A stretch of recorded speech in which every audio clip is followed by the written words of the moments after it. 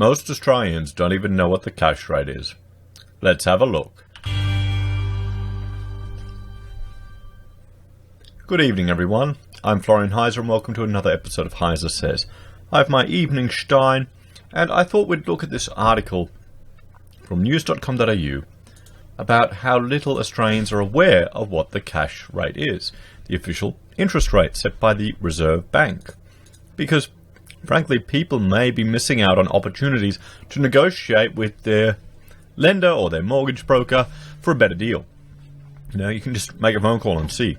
It can't hurt. It can't hurt. Just do what I do and threaten to leave and see what deal they'll give you. So, despite the media coverage and billions of dollars locked up in home loan debt, almost 90% of Australians don't know what the official cash rate is. Now, what does that tell us about, well, two things. One, how interested Australians are in a huge part of the economy and a big part of their lives, and just their financial literacy. What does that tell you? A little bit worrying, but not at all surprising in some regards.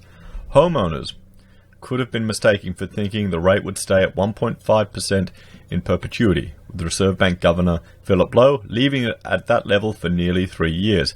Well, yes. Yeah. So, I mean, I'm sure they've got functions and things they need to go to between their monthly meetings. Is it a full-time job at the RBA? Or would it just be a part-time job? I'm sure it would be full-time. It would have to be. But lots of maybe official dinners and things.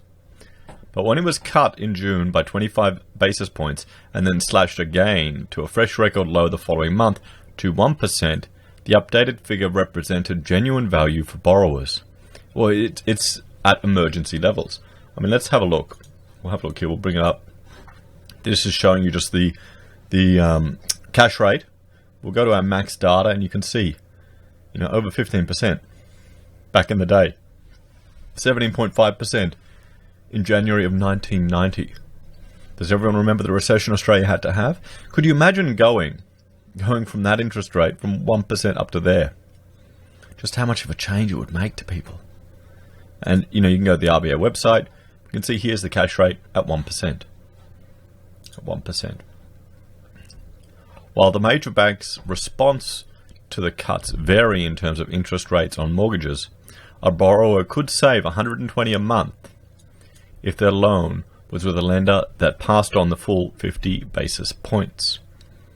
And although $1.7 billion is tied up in mortgage debt, 86% of Australians say they don't know what the cash rate is, according to research by comparison site Finder. Okay. Do you think that's accurate, guys? Let me know in the comments. Let me know in the comments. I think everyone who has a mortgage would know, wouldn't they? Wouldn't they? Or is it just middle-aged dads with greying beards like me that are interested in that type of thing? And probably a big chunk of the viewership of this channel. I think we've got 11% female watching. So that's not too bad for YouTube. That's pretty good for YouTube. So that's equal to 16.7 million adults who are oblivious of the official bank rate. More than half, 56%, believe the rate is higher than it is, while 1 in 8, 13%, think the cash rate is between 5 and 10%. Wow, imagine if it went up to 5%. And people are in arrears now. People are suffering from mortgage stress now. If it went up to 5 or 10%, boy, that'd be a big one.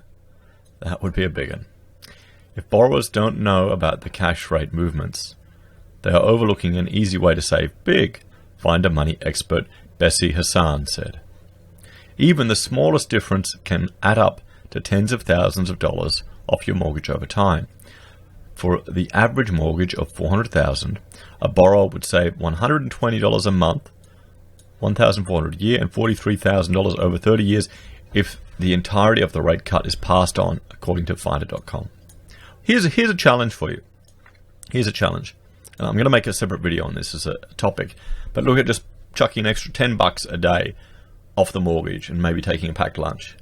And just see the difference. See the difference. You can last a week. It's another $70. It adds up, last a month. Then keep going. Try and do it the whole year. And it's another $3,000 off it. Nearly $4,000.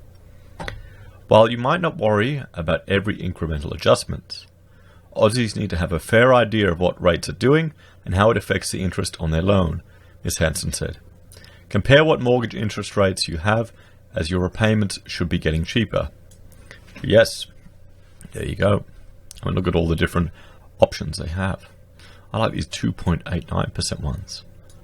I like that. Maybe time to make some phone calls. Comparison site CanStar finance expert Steve Mickenbecker wasn't surprised so few Australians knew what the official cash rate was, and said further education was needed. Well, yes, I mean, financial education is definitely something that is needed in general.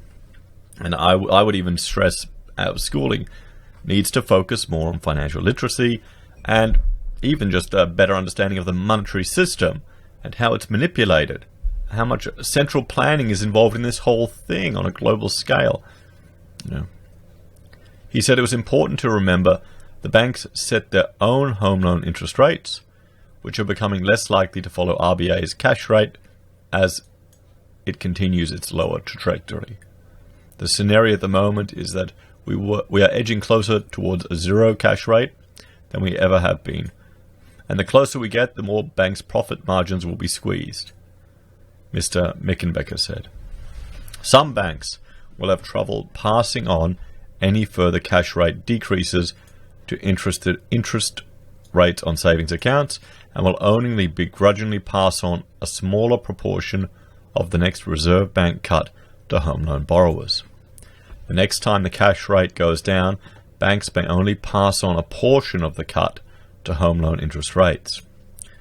It would not be surprising to see 0.15% reductions. For homeowners looking to see their rates fall even further, waiting for another Reserve Bank cash rate cut might be frustrating even when it eventually comes. Mr. Mickenbecker said it was important to focus on the interest rate borrowers were paying rather than the official cash rate set by the central bank. RBA Governor grilled by the Economics Committee. Grilled, not guild. What am I saying here? I need a coffee. So, RBA Governor Philip Lowe has issued a thinly veiled message to the federal government. Please do more. He told the government's Economics Committee in Canberra on Friday the Australian economy was at a turning point as he outlined the RBA's latest forecasts. Those forecasts include a prediction that economic growth will be lower than previously expected.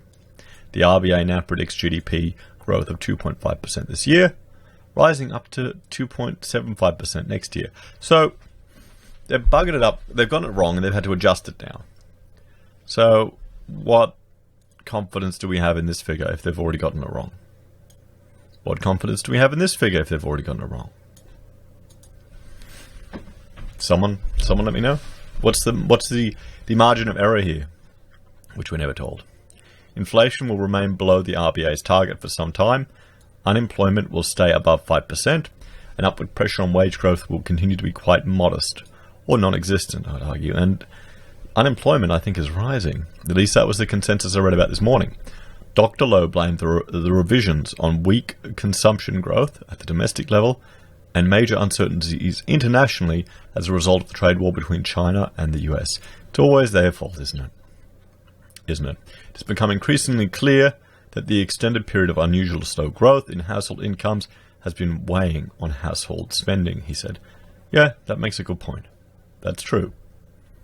He said caps on wage growth in the public sector were contributing to the problem, and a pickup in wages would be both affordable and desirable, while conceding it was a bit controversial for him to say such things in public. Well, that's the problem. Sometimes you can't afford to pay your staff more. And when the state makes changes, you cut hours, or you fire people, and less people get the job done. That's the sad reality of it sometimes. Or businesses go under. I can understand why governments are doing the imposing wage caps, because it's important they have budget discipline, Mr. Dr. Lowe said. On the other hand, the wage caps in the public sector are cementing low wage norms across the country. The norm is now 2 to 2.5%, and largely that's coming from the decisions being taken by state governments. well, we'll see. We'll see. I mean, they need to remain competitive with the private sector too. And all of the costs that the government spend on their public employees comes out of our pockets. Remember, it's tax dollars. Is that really going to help the economy as much as freeing up the private sector to create more additional jobs? Let me know what you think in the comments, guys. Anyway, thanks for joining me for this episode. Like, share and subscribe, and I'll see you all next time. Bye for now.